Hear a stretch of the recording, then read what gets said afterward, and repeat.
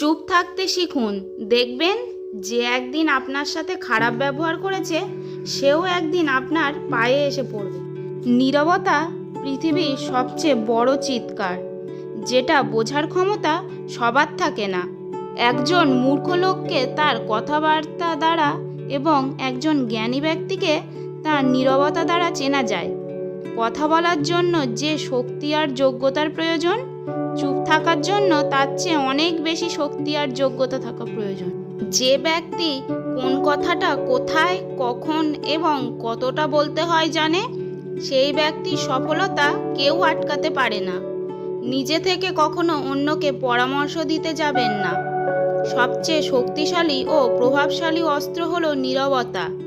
তাই লাফিয়ে ঝাঁপিয়ে ঝগড়াঝাটি করেও যেখানে কাজ হয় না, সেখানে এই অস্ত্র খুব বেশি কাজ করে। যেখানে সবাই নিজেকে জ্ঞানী মনে করে, সেখানে শান্ত থাকাই বুদ্ধিমানের কাজ। চুপ থাকা মানে দুর্বলতা নয়, কিছু মেনে নেওয়ার আর এক নাম ভালোবাসাও হতে পারে। ঘরে শান্তিতে থাকার একটাই উপায়, ভুল করলেও চুপ থাকো, ভুল না করলেও চুপ থাকো, মুখ খুললেই অশান্তি। যে সত্য অপ্রিয় তা প্রিয় মানুষটিকে না বলাই ভালো। অপ্রিয় সত্যের জন্য আপনার একটু চুপ থাকাতে কারোর মুখের হাসিটা বজায় থাকবে। চুপ থাকাটা কোনো মতেই বোকামো নয়, বরং অনেক বেশি জ্ঞানী প্রমাণ করে। অর্থহীন কথার চেয়ে নীরবতা অনেক ভালো। দেখবেন যে কলসি ফাঁকা থাকে সেই কলসির আওয়াজ বেশি হয়, কিন্তু যে কলসি সম্পূর্ণ পূর্ণ থাকে তাতে কিন্তু আওয়াজ হয় না। অপরাধ না করেও যখন অপরাধী হয়ে যাবেন, তখন চুপ থাকা উচিত, কারণ চিৎকার করে কখনো নির্দোষ প্রমাণ করা যায় না। যদি বলার মতো সুন্দর কিছু না থাকে, তাহলে চুপ থাকাই সবচেয়ে ভালো বিকল্প। চুপ থাকাটা ভদ্রতা, তবে সবসময় চুপ করে থাকা এক ধরনের বোকামি। পরিস্থিতি অনুপাতে আপনাকে যেমন চুপ থাকতে হবে, প্রয়োজনের তাগিদে আপনার তেমন গলা চওড়া করে আওয়াজ তুলতে জানাটাও দরকার। এমন নয় যে জ্ঞানী ব্যক্তি কথা বলতে জানেন না, তিনি নীরব থাকেন কারণ তিনি জানেন কোথায় কথা বলতে হবে।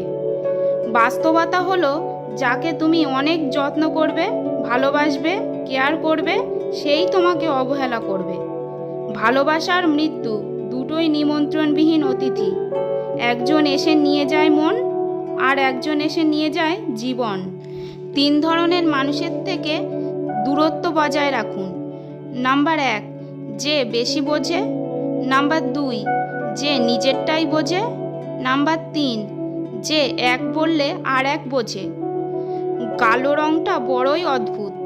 চোখে লাগালে কাজল, কপালে লাগালে টিপ, আর চরিত্রে লাগালে কলঙ্ক।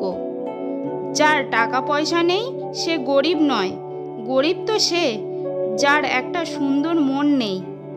বিশ্বাস কথাটি ভালোবাসার থেকেও দামি, কারণ বিশ্বাস না থাকলে ভালোবাসা টিকে থাকে না। কারো সাথে কখনো খারাপ ব্যবহার করো না, কারণ মৃত্যুর আগে ক্ষমা চাওয়ার জন্য হয়তো তাকে আর খুঁজে পাবে না। জোর করে কোনো সম্পর্ককে টিকিয়ে রাখা যায় না।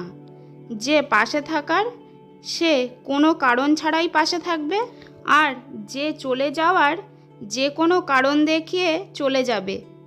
জীবনে যদি অনেক আগে যেতে চাও, তাহলে নিজের কান বন্ধ করে রাখো, কারণ জীবনে চলার পথে অনেক মানুষের অনেক কথা তোমার মনোবল ভেঙে দেবে।